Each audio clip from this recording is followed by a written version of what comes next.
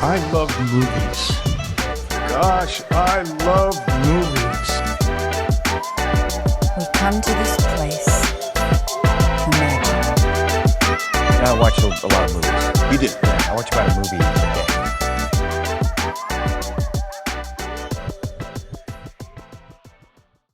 Welcome to Cinephomaniacs, a podcast by and for movie lovers. I'm Andrew. And I'm Peyton. Today, we're talking about Evil Dead Burn. But first, we're going to briefly discuss what else we've been looking forward to in a segment we call Added to Watch List. We got the first trailer for Buddy this week. This is a horror film set in the world of a children's television show.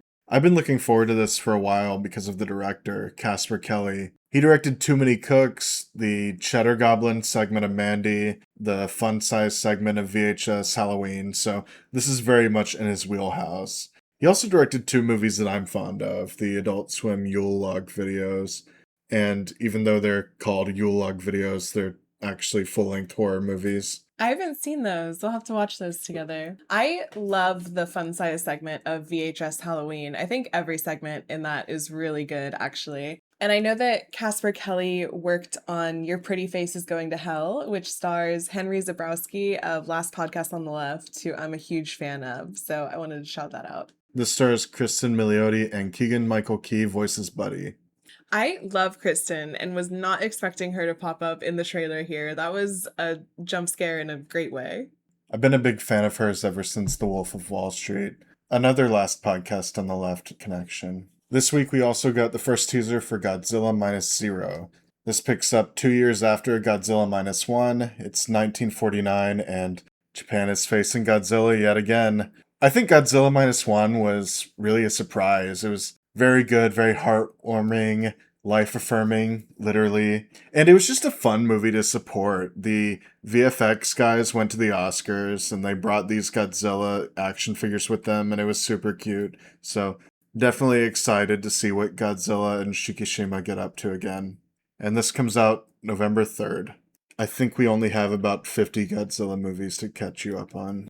This next section is something we call Remove from Watch List, where every week we whittle away at just a few of the movies Andrew wants to watch on Letterboxd. Andrew, what's that at right now? 57,263. One we talked about in a previous episode, but I wanted to touch on again because it just came out this week, is The Invite, directed by Olivia Wilde, also starring her, Seth Rogen, Penelope Cruz, and Edward Norton. This is Olivia's third movie, and it is about a couple really struggling in their relationship who invites over their hot, sexually liberated neighbors, and a lot of sexy, funny, sad stuff ensues. We saw an early screening of this at the Anzian and both really, really enjoyed it, so highly recommend you check this out. But the reason I wanted to bring this up again is because we've been watching interviews with Olivia Wilde and the rest of the cast. And again, I'm really so impressed by her here. But one moment from her that I really love that maybe I shouldn't, but I do. When everything was going down between her and Jason Sudeikis and Harry Styles was in the mix there, I remember there was a story about Jason Sudeikis freaking out because Olivia Wilde made a special salad dressing for Harry Styles, and he saw her putting it together, knew she was taking it to him, and just really was trying to stop her from doing that. And when this story came out, it was leaked by their nanny at the time. Olivia's only response was to post the salad dressing recipe to her story. She's never spoken on it publicly, nothing else, and I think that is incredible, I have to say. I thought The Invite was such a clever, fun movie and surprisingly uplifting at the end. Didn't really go the way I thought it would. I think there's a lot of room for hope in that ending. I still feel like maybe Seth Rogen's character got the better end of the deal here, since he's the one who got to hook up with Penelope Cruz. Nothing against Edward Norton, but I don't think that's quite the same thing. I agree with you 100%. I think Olivia Wilde and Seth Rogen would agree with us, because on the A24 podcast, they talk about how since this is a very intimate movie, they shared some intimate details from their own lives with each other to help get into character. And they were both very excited to learn more about her and Javier Bardem, which who amongst us would not be? Of course, Javier Bardem has become a weekly part of our lives with Cape Fear. He's doing so good. Is he the best actor working today? I'm posing that question. I think he is just so much fun to watch in this. He's so good in everything always. Hold on. That's no water. That's no water, is it? What are you doing? I think he's just going absolutely insane with this role, which the show definitely requires. I'm seeing a lot of hate for it online, honestly, and I think it is so fun. It is very over the top. The characters do make stupid decisions, but that's what makes it entertaining. And we have Javier Bardem, Amy Adams, Patrick Wilson, Juliette Lewis, and as of this latest episode, Ron Perlman. Like, this is a crazy cast. I am just loving this so much. I'm so sad there are only 3 episodes left. It's easily my new hyperfixation. It has me staying up all hours of the night researching Santeria and different rituals because I definitely think that's what's going on. That's what Max Cady is doing. And I can't wait to keep watching this. And another cast member on this show is Anna Baryshnikov, who we just watched in Idiotka. This one was put onto my radar because it was produced in part by Honor Roll, a production company started by Camila Mendez of Riverdale and her best friend and fellow actor Rachel Lynn Matthews. I am pretty much a devotee of all of the Riverdale main cast members after that show. It's absolutely mind-blowing. So anything that company puts out, I'm immediately adding to watch list. And this one was really cute. We actually found it on Canopy, which I hadn't used until trying to watch this. So shout out to our local library. Yes, we can never praise Canopy enough. I almost certainly had this on my watch list because of Julia Fox. Julia Fox and Owen Teal and Benito Skinner, Saweetie, Gabriette, they're all hosts or judges on the show within the show. Pretty much a lot of celebrities whose celebrity starts and ends on gay Twitter. But it was nice to see them sort of poke fun at their personas. Hey, I think they all have big Instagram followings too. And I also saw one that just dropped on the Letterboxd video store, Tinsman Road. This one has been high on my most anticipated list because I was such a fan of the director's last movie, The Outwaters.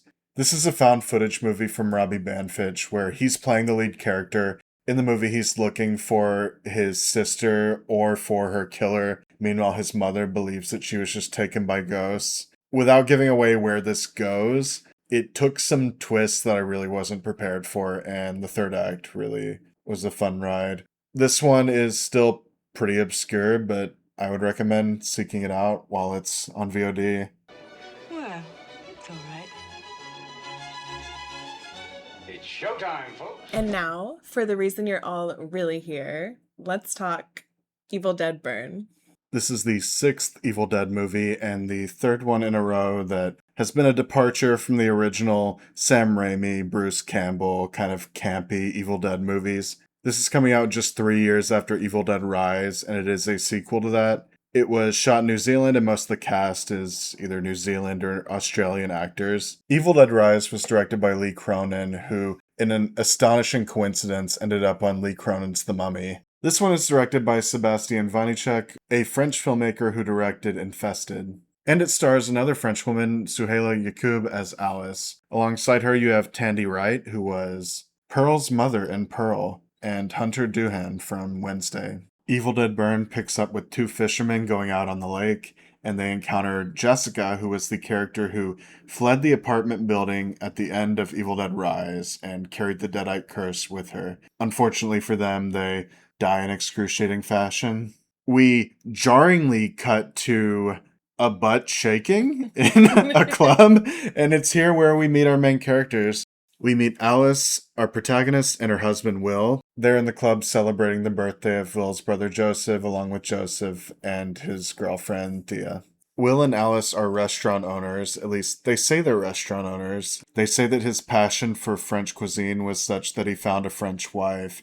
But I think in the few scenes we actually see of this restaurant, it's more like a strip club. Definitely giving club more than restaurant, which we love, but don't call it a restaurant.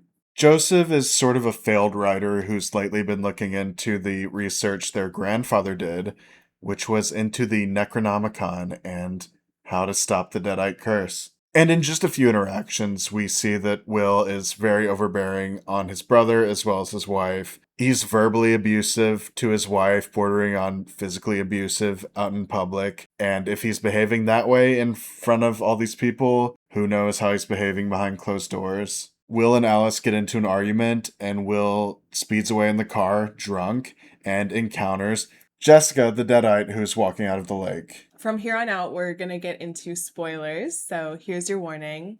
Alice, Joseph, and Thea all try to stop Will from driving. They can tell he's drunk and really upset, but none of them are able to. Unfortunately, he does get in the car. This is where my problems with the movie really began, and unfortunately, they just kept coming. From my understanding, at least, and Evil Dead is not my favorite horror franchise. I like all of the movies, I just am not an expert on the lore or anything, so correct me if I'm wrong. But doesn't the Necronomicon and in turn Deadites possess anyone unlucky enough to come upon it? It felt like Jessica waited hours for this specific car to come. When Will's car wrecks and she's able to talk to him, she implies that they're looking for his family specifically, which we're kind of given an explanation for later, but not really. And I don't know, just right away, I was annoyed. Like, this feels out of character for the franchise I'm watching. It definitely feels like it's breaking the formula of the other movies, because I know that this is supposed to be a continuation of that same storyline, but every other one of the movies follows that same plot point of them reading the book and sort of unleashing the Deadites and paying the price for it. So you're right, it is a little weird that this starts with the Deadites already active. Yeah, they don't even officially read from the Necronomicon in this one. A character kind of starts to read something, but doesn't finish. One of a few moments that are basically played as a joke. It's like, we're going to do the thing that the fans want us to do. Ha, just kidding. But even if they had done it, it wouldn't have done anything because the Deadites are already released. Will is basically unharmed by the car crash, miraculously. But after telling him that he's going to take them to his family, Jessica sets the car on fire. So pretty quickly, Will perishes. We cut to some time later, and Alice, Joseph, and Thea are going to Will's cremation. She doesn't really want to be there. She kind of comes in tennis shoes and a hoodie. And Will's parents don't really want her there either, but she's there. Things are very tense between Alice and Will's parents. His mom is very much a boy mom, and in some ways sympathetic, because we know that she's taken on the burden of her mother's health since her father was busy studying the Necronomicon. The father just seems to be a dick for the love of the game. Between this and Pearl, I think Tandi Wright is just the queen of playing that role of the very stern mother who's just horrible to the main character. But I think in Pearl and here, there's a bit of a justification for why she acts that way, at least in the beginning. At least in the beginning, sure. The funeral is kind of a mess. Will apparently doesn't have any friends outside his immediate family, and there's also construction going on right outside the crematorium, which drowns out the eulogies. Will's mother, Susan, says some words. His wife does not eulogize him. Will's father, Edgar, insists on spending a moment alone with Will's body before he's cremated. As he's there, Will starts knocking on the casket, so Edgar starts punching a hole through it, and then Will reaches out, grabs his arm, and burns it because he's still burning, and then the dad leaves. The whole family goes back to their family home, which is now Joseph and Thea's home, to have a family meal. It's Joseph and Thea's home, apparently, but it's rotting. Which makes no sense. I don't really understand the plot point of Edgar and Susan leaving their home to Joseph when they're still alive. Yes, and they are actively living there, yes? I think so. It's just not inhabitable. That I think they would be really suffering from mold poisoning or something. Yeah, this is one of a few plot points that's kind of brought up and not really explained enough, I felt like. I think it's supposed to illustrate how bad Joseph is at everything. But there's just simply no way. We really need some more context. Edgar is succumbing to this deadite infection. Alice catches him harming himself in the basement. They all settle down for dinner, and Susan insists on talking to Alice about what she's going to do with Will's restaurant / strip club. And Alice lets slip that actually she thinks she might just go back to France and live with her dad. And this is not acceptable. The family is very upset. Again, a plot point that doesn't really make sense. Did they want her in the family or not? During this very tense conversation, we have Edgar who's like squirming because he's becoming a deadite. The dog knows something is up and is just barking at him over and over. And then we get this kind of shocking moment of violence where Edgar just takes his fork and stabs the dog repeatedly. Joseph tries to pull his father off, and somehow in this, Edgar gets cut.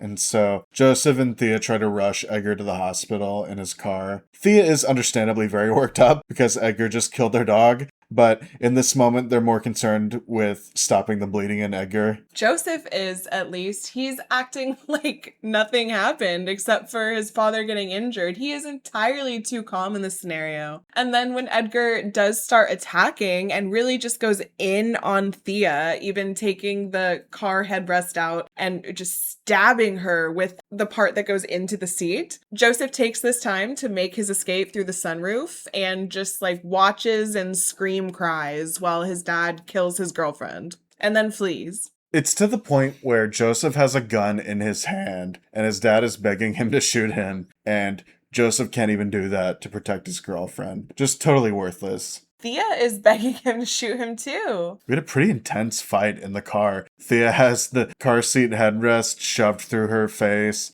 She gets her fingers chopped off when the door is slammed. The finger chop was brutal. A lot of the reviews of Evil Dead Burn are comparing it to the new French extremity film wave.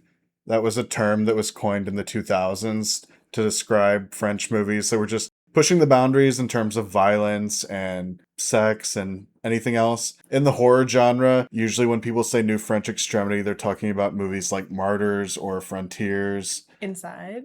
Or Inside, and a lot of people are definitely seeing some new French extremity DNA here. So much of this movie is pushing the limit on violence. You're almost shocked that they're even showing this in a theater. I think what really sells it is that it's just so mean-spirited, so in bad taste. It's not even that it's gory, it is, but it's just like mean.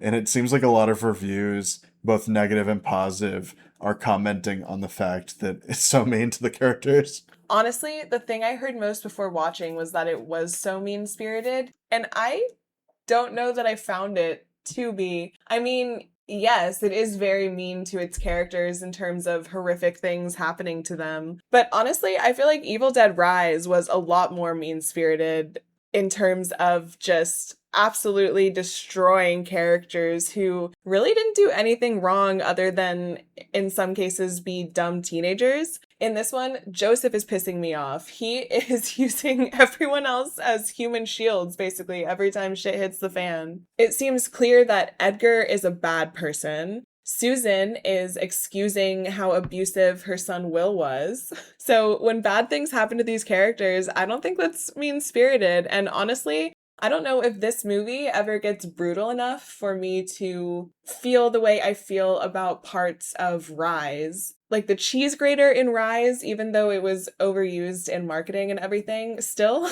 gnarly. And there was never a moment in this that gave me that feeling, or something similar to the wood chipper at the end and the family turning into one giant deadite blob. This just never even does anything like that. And I just was not impressed. I always found it kind of mean-spirited in Evil Dead Rise that Ellie's dying words were "save my children," and then the protagonist, so memorable I don't know her name, lets two of the kids die.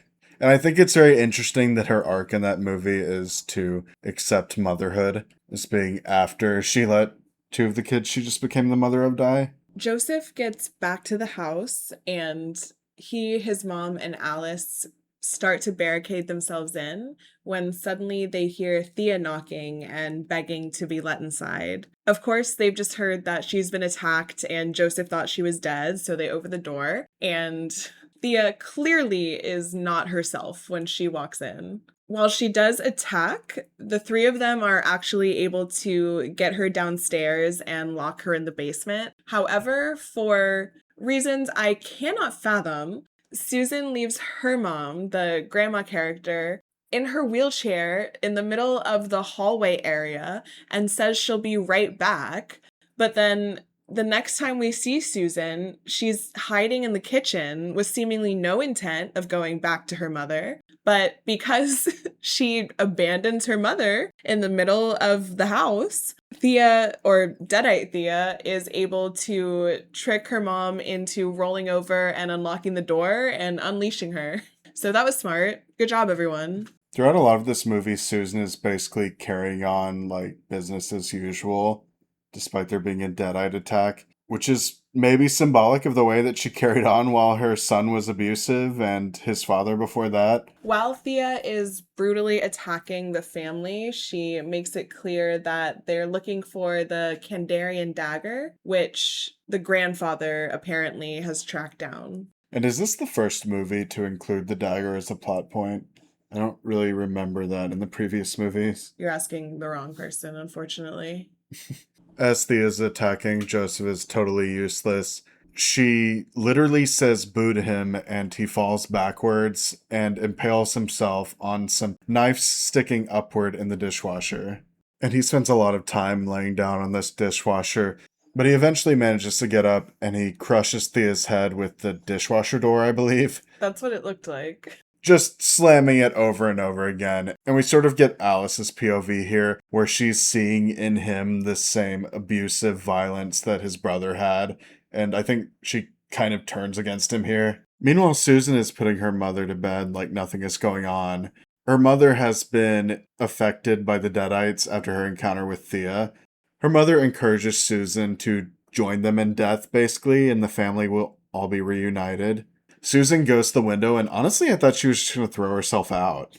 But instead, Edgar is outside the window, half his face is hanging off, and they just make out for a while, and she becomes infected too. How exactly does it work with the Deadites? Forgive me. But once somebody reads from the Necronomicon, do you just need to touch bodily fluids? I don't remember, honestly. I think they're basically playing by zombie rules, where if you get blood on you or you die, you become a zombie. Blood on you is crazy. that feels like it could happen so easily. I did think this scene was kind of fun. I think the CGI on his face being like torn open is pretty impressive in this scene.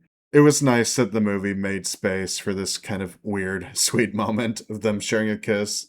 I don't know if I would call it sweet. His face is kind of hanging off because in trying to torment the rest of the family earlier in the film, Deadite Edgar shoots himself in the head 3 times. So as you can imagine, his head is not in great shape after that. Yes, and living up to the extremity in New French Extremity, he has to shoot himself not just once, but over and over again.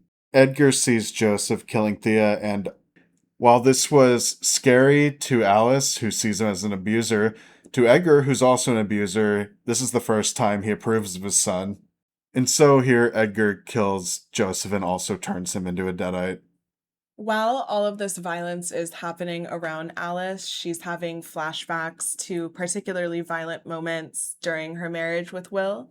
We get a flashback that shows how she was badly burned on her torso because Will knocked over some boiling water on her. He convinced the family that this was just an accident, that it fell, but Alice knows that he did it on purpose. And she implies that the family knows it was on purpose as well, that they all act like it was an accident, but deep down they know that they are all enabling each other's abusive behavior. Alice is the only non-Deadite left in this house at this point, although she doesn't realize it yet. She manages to find a gardening tool, and this is shot like it's her big Ash getting the chainsaw moment, but it just looks a little silly, in my opinion, because the saw they give her basically looks like a weed whacker. I thought it was a weed whacker, and honestly, I thought that was cool. I think weed whackers could make for very effective weapons in horror movies, but they don't use it well at all. They barely do No. anything with it. I think it's basically a saw on a stick. She thinks Susan and her are the only ones left, so she takes Susan with her and locks her in the bathroom with the saw and begins trying to escape to the attic. Yeah, she's literally cutting through the ceiling with the weed whacker. Very easily. Because the house is rotting and not suitable for people to live in. We get this kind of brutal scene where Polly, the grandmother, shoves a pen in Alice's ear. And I feel like in real life that would like mess up your equilibrium, but she seems to mostly just be slightly deafened. She also acts like she absolutely requires tweezers to get it out because it initially breaks when she pulls it, but there is still a very large chunk sticking out of her ear. She could have just grabbed that. I don't understand why she needed to go find tweezers. She doesn't use them again later for something. Susan reveals that she hates Alice. She blames her for bringing every bad thing that's happened to her family. Alice says that the bad things were already there, and Susan reveals herself to be a Deadite. Alice manages to get up to the attic where Joseph previously told her the dagger was, and she starts looking for the dagger as the now Deadite Joseph is attacking her. She finds a stash of several different types of knives, and she doesn't know which one is the correct dagger. Credit where it's due, she does exactly what I would have suggested, is she just starts stabbing him with each one over and over until she finds the right one. This also annoyed me because the Deadites have come to this house, tracked down this family, said the whole time they're here for this dagger. But then in this moment, Deadite Joseph is taunting Alice saying, oh, the dagger's not even here. What are you going to do? This whole movie is happening because the dagger is here. What do you mean? Like, Deadites have cop rules. They can lie to you when it's beneficial to them. I don't understand. I don't think the Deadites are really known for their trustworthiness. It was just dumb. Like, of course, it makes sense that they would lie. I just didn't like that the whole reason they're here is to get this dagger. And then in this moment, he's like, well, you won't find it. Your grandpa never did. Yes, he did. You've said that. Like, why else is this happening? I think it's one of those times where the mythology they're introducing is just kind of arbitrary and poorly explained. I feel like we don't know enough about the dagger to really sell this moment. It's just kind of thrown in there as a plot point. Hard agree. I think the good version of this scene is in Indiana Jones and the Last Crusade, where he has to choose from several cups which one is Christ's cup, and it ends up being like the shabbiest cup that's there. This is not good, but it does end up being like the dinkiest little knife. It's not explained why it would be like that, but... Or what its powers are, why the Deadites are looking for it, nothing. She finds the right knife and manages to kill Joseph with it. At this point, all the Deadites are incapacitated when who should show up but Will's reanimated, charred, Vecna-looking corpse.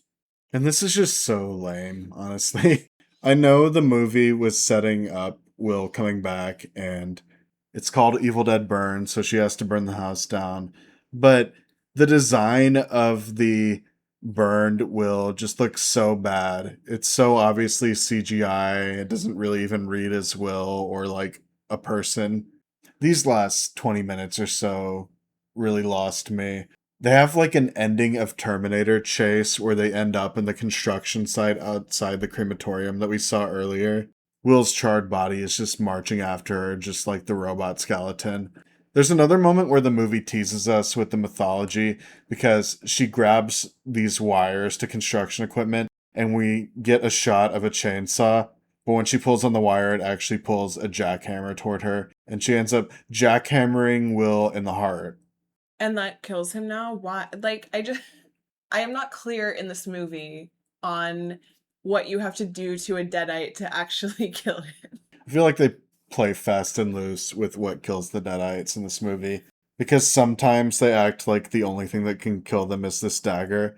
But in other scenes, just smashing their heads really good works. Alice manages to kill Will, and it's meant to be a cathartic moment of her destroying her abuser. She fully crushes his head for good measure, and he kind of crumbles in ashes. And we love that for her. This is just such a weak movie. I didn't feel a thing. She's saved by the paramedics, and they don't seem to really care that everyone else is dead. And she bums a cigarette off of one of the EMTs. This movie is very pro smoking cigarettes. The EMT asks her who did this to her, and she says, my ex-husband. And then just kind of has this look on her face as we fade to black, which is really a scene that I feel is done better in the first Ready or Not.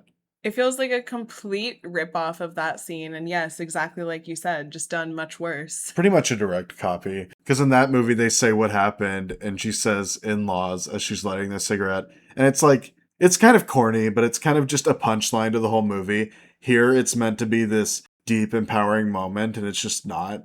Yes, and Samara Weaving has aura. Here, there is none. Yeah, Souheila Yacoub felt like one of the weaker ones on the cast, and her character just doesn't have a lot going on either. We do get 2 more scenes that set up that there will be more of this. In the mid-credit scene, we see that the grandmother, Polly, is still alive. She has no legs, but she's still crawling down the street. Someone tries to save her, and she ends up scratching her, passing on the Deadite possession. The second mid-credit scene sees the return of Ellie, played by Alyssa Sutherland. And what are you talking about? She went through a wood chipper after she was fused with 2 of her kids into a giant ball. Like, what are we doing? I understand that she was popular. She was amazing in that movie. She absolutely kills it. But what do you mean? They can put bodies back together like this? What? I'm usually not such a stickler, but this movie really annoyed me. I need clearer rules in this universe.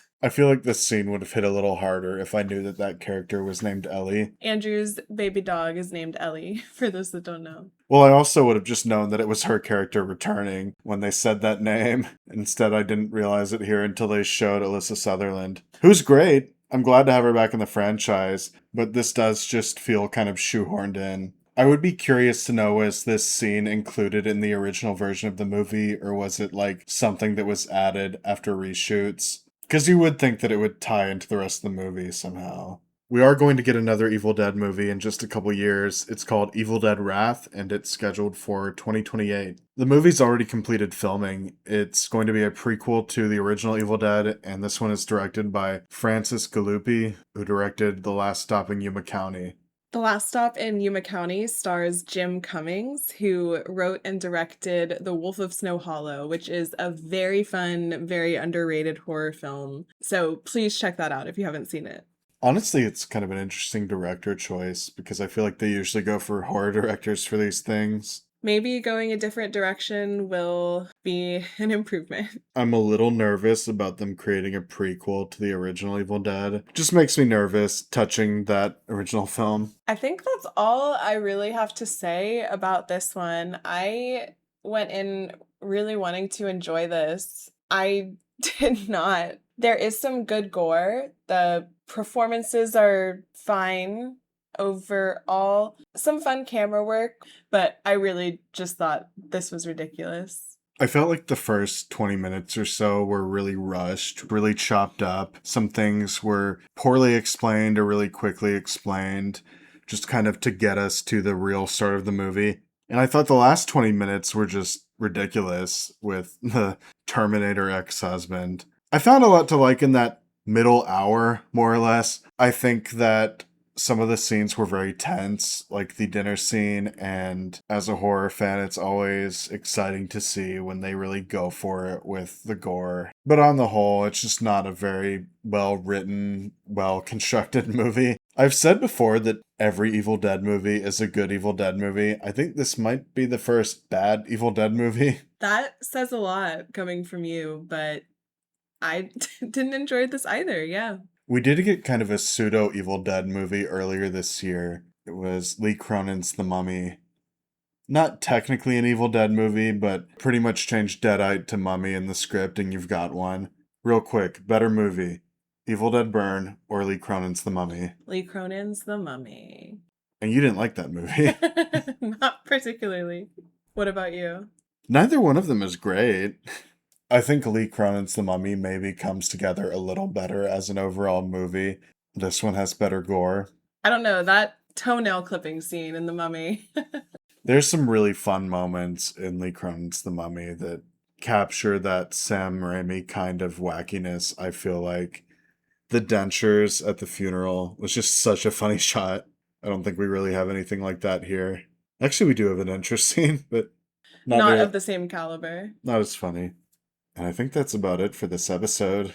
If you want to share your thoughts with us, you can find us at Cinephomaniacs on Instagram, Twitter, TikTok, or you can even email us, cinefomaniacs@gmail.com. Follow us on Apple Podcasts, Spotify, or wherever you get podcasts.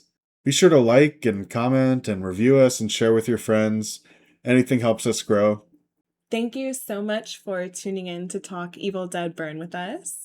We hope you enjoy it more than we did, honestly. And we can't wait to talk to you again next week. Bye. Bye. Did you nut? There's usually